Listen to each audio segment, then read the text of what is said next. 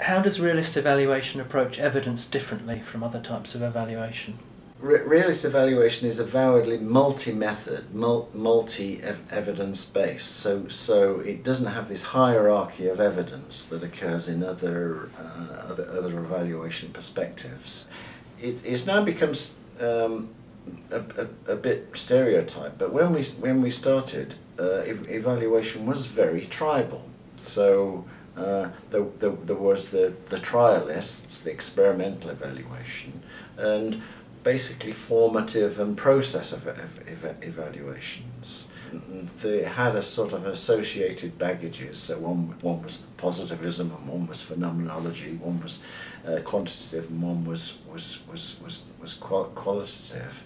And so the very first step in realist evaluation was that you must bring those two together, because you need quite different kinds of data to answer the basic question. So the basic questions become what works for whom in what circumstances. And so it goes back to this idea that different people have different expertise, and you can tap into that from a data point of view. So the what works question is an outcome question, and I don't think you can do realist evaluation without looking at outcomes, with the proviso that we've already talked about, that they're outcome patterns. So we want to know the outcomes for lots of different variables, and we want to know the outcomes for different subgroups of people. But basically you need quantitative data to capture that. You also need qualitative data, and qualitative data, going back to the division of labour, fits very nicely with the idea of a program mechanism. So program mechanism is how stakeholders, how subjects understand the resources that they're given to them. And so how do you get that articulated? You ask somebody, and they describe, well, what happened to me in this program was this. What I really liked was this. I didn't much like that. So they're going through the interpretation that's gone in their heads, and that interpretation that's gone in their heads is the program mechanism. So we've got qual, and rather we've got quant, and we've got qual, and there is another step. We've talked about the importance of context. How you find context is to use comparative evidence.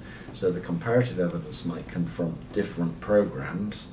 It might come from looking at different subgroups of people within an investigation. But that has to be done in an avowedly comparative way. So you have to search for comparators before you start. So realist evaluation draws in at least three forms of evidence: quantitative, qualitative, and comparative. It also draws in narrative evidence. So if you want to look at the underlying program theories, it's often the case that these are set down in the background program documentation, in the grey literature that underpins a program, in the administrative literature that describes how a program is put together. So now we've got four. What does realist evaluation have to say about the positioning of the evaluator or researcher when conducting interviews and gathering data with a range of stakeholders? Another oldie but goodie.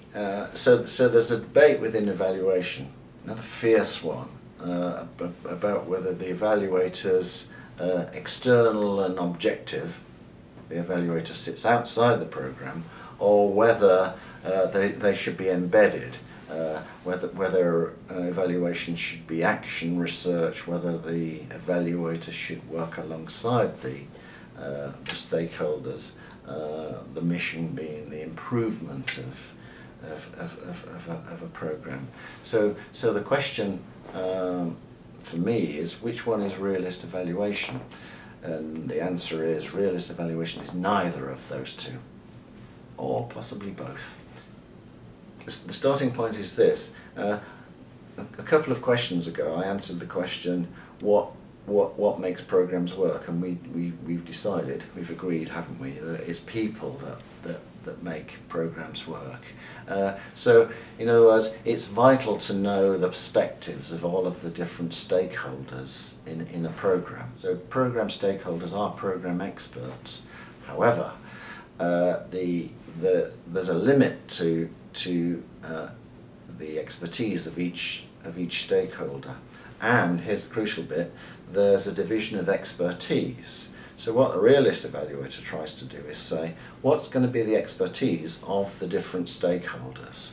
So program designers, program architects, the people that dream up programs in the first place, naturally enough are experts on program theory. They've invented the program theory.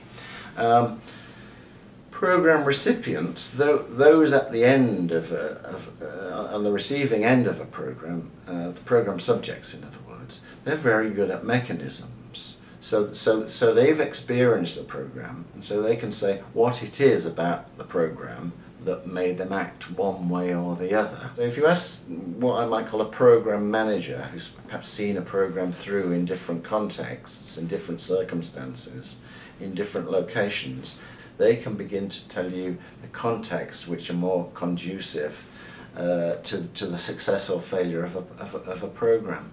The last group that I talk about is that practitioners are just brilliant at the for whom question. So often they have an array of subjects before them, and rather like a teacher, they know that some people will listen and some people won't listen. Some people will take on the message of a program and some don't. And so practitioners can deliver beautiful theories about the for whom question, for whom a program might work.